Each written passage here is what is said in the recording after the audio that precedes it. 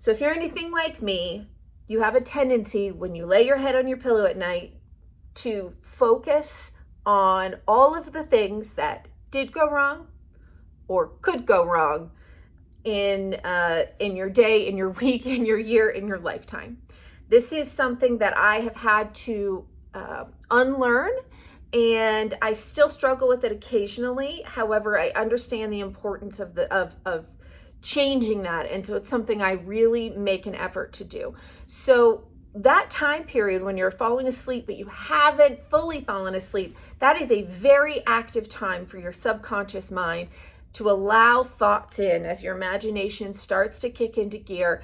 And so if you focus on all of the negative things, you are setting a tone for your next day that is very, very powerful, because you're allowing that subconscious thinking to accept those ideas on a deeper level. And so you really need to be careful in that time period. If this is you, if you're a person who falls asleep and as you lay your head on your pillow, you spend that time imagining the worst, you are undoubtedly creating an anxiety response that is very powerful for the next day and the days after that. So if you find yourself doing that, I want you to notice that you're doing it and stop yourself and reset, focus on something else. I have something that I do. I've actually taught my kids to do it, but I do it too, which is I talk about my garden.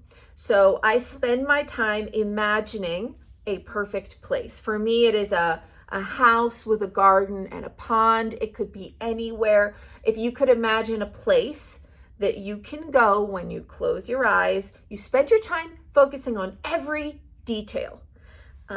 What's the temperature in this perfect place? Are there clouds in the sky? Who is in this perfect place?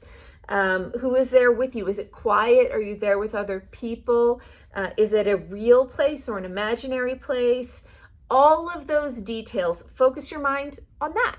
That's a really positive, relaxing way to send yourself on into sleep. If you focus on all of the things that are stressing you out, that could go wrong, it's very powerful. Our mind responds to imagination more powerfully than it responds to facts. So you have to be really careful about what you're imagining. And this time as you're falling asleep, your critical thinking mind is going to rest. Your subconscious mind is really opening up. And so it's a very powerful programming time. You are programming yourself for anxiety. Basically. And so these are just crucial. This is a crucial 10, 20 minutes, whatever it may be for you, of your day. And I notice a major difference when I go to my garden instead of when I go to the most anxiety-ridden thing I can imagine. Easy to understand that. We all laugh, but it is something that is a habit you can break.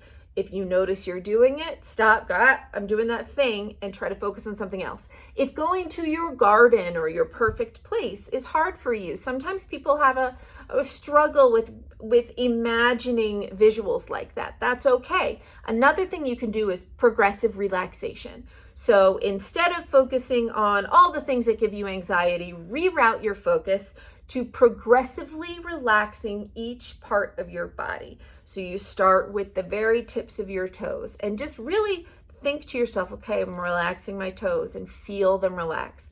Relaxing the balls of my feet. Relaxing the arches of my feet. Go slowly and really feel yourself find levels of physical relaxation. And take some breaths, whatever you need to do, and progressively relax your body.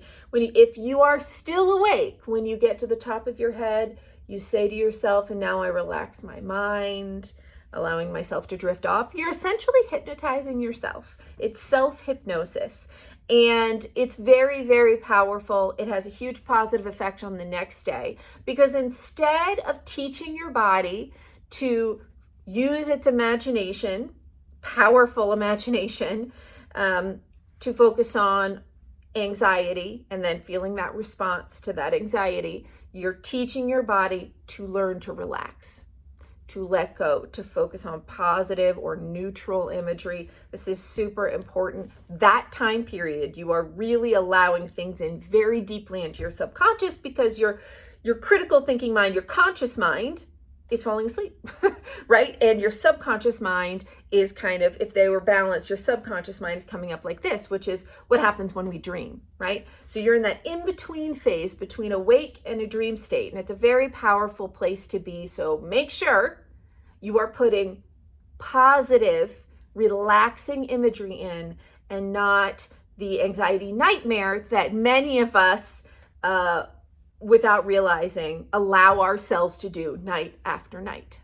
Hope this has been helpful.